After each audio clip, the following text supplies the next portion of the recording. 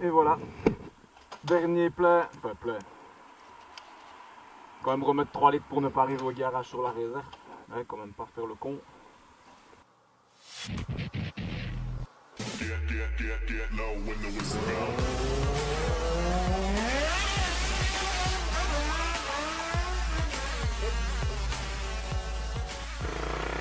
Et voilà, dernier tour avec la 125, on la ramène au garage pour aller chercher la 390.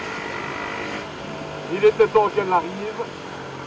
Enfin, ils sont sympas, ils l'ont reçu hier, ils l'ont préparé dardard pour qu'elle soit prête pour aujourd'hui. Ça c'est gentil. L'assurance est en ordre, il n'y a plus qu'à.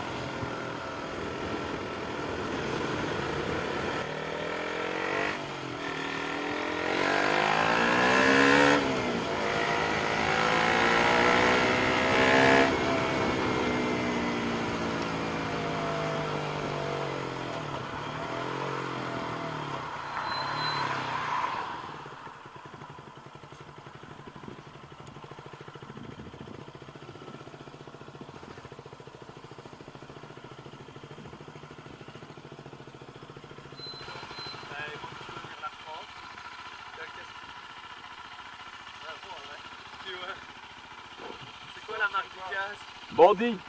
J'ai fait la garantie pour les Schubert d'ailleurs. Ouais. J'ai envoyé, je vous envoie ici la semaine prochaine.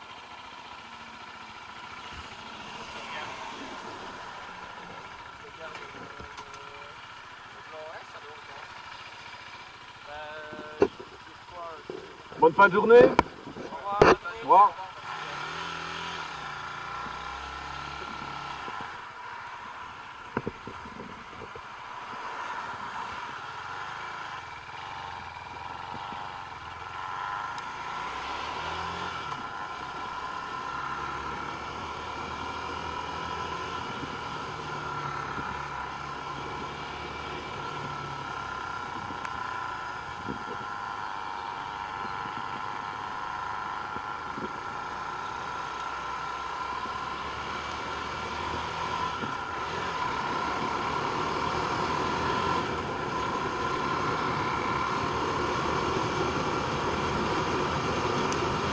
Salut tout le monde, petit tour de la moto.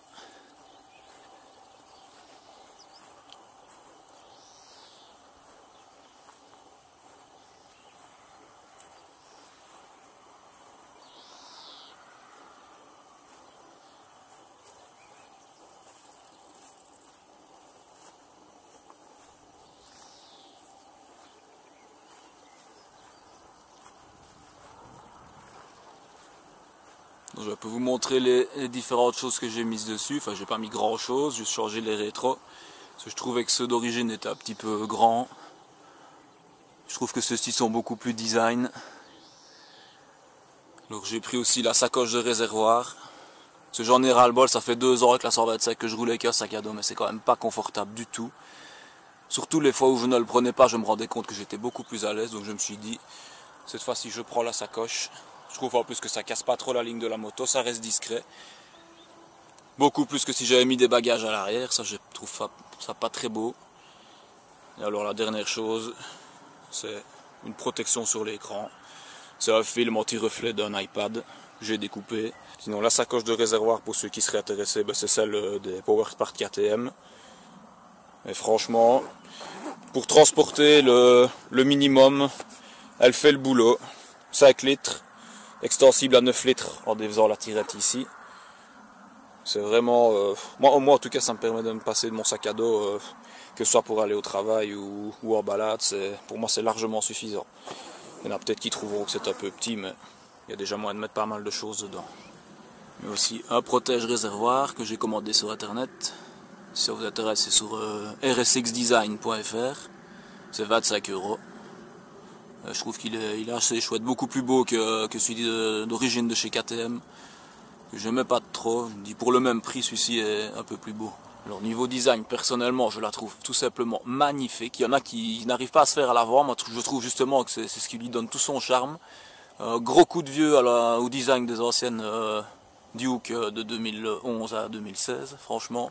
Même si ça reste des belles bécanes, je trouve que celle-ci avec le petit design de la Super Duke est vraiment magnifique. Ah, sinon, au niveau moteur, 44 chevaux, monocylindre, 373 cm3. La moto pèse 163 kg tout plein fait.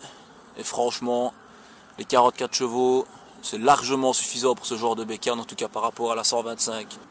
Ça va vraiment bien, vivement que le rodage soit fini. Non, j'avais pu essayer le modèle de démo et tirer un peu dedans, c'est très agréable à conduire.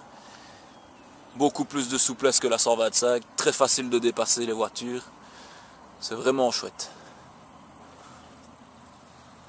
Voilà, petit coup l'avant avec le phare allumé, phare à LED. Ça éclaire très très bien la nuit.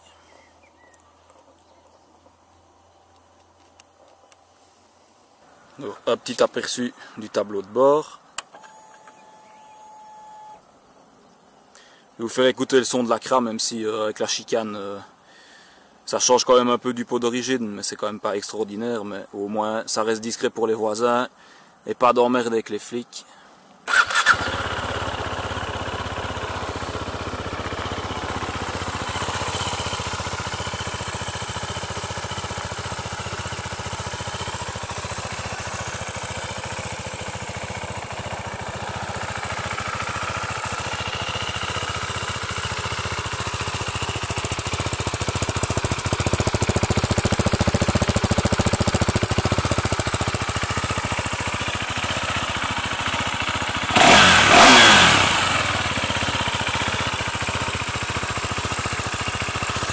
Ah ben sinon sur ce plat-ci, vous voyez, je suis en rodage, je tourne à 3,7 litres au sens, ce qui est tout à fait raisonnable.